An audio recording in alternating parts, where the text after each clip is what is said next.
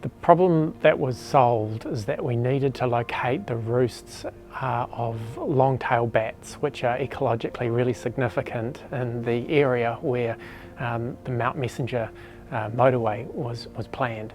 And we needed to make sure in terms of a pest management area that they fell within that and the locations of those roosts because they are so significant.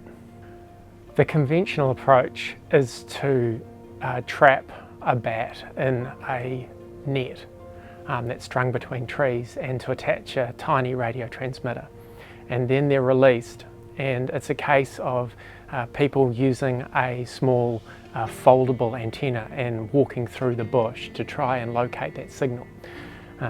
The main hurdle with this is that the signals are really weak because the bats are about the size of your thumb, and so you need to have generally line of sight to pick up those signals. So a fallback to that would be to get a helicopter, and from the helicopter suddenly the ecologist has a much better perspective over the ground. So thinking about the advantages of a helicopter, we thought about how do we get a drone flying through the air with that similar perspective, relaying information back to ecologists on the ground.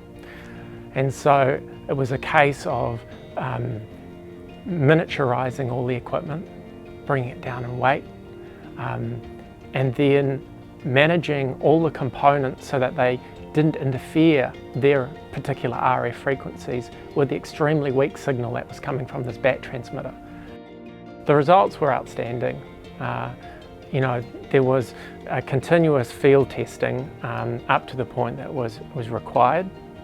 But once we had that workflow going, we were finding bat roosts on a daily basis.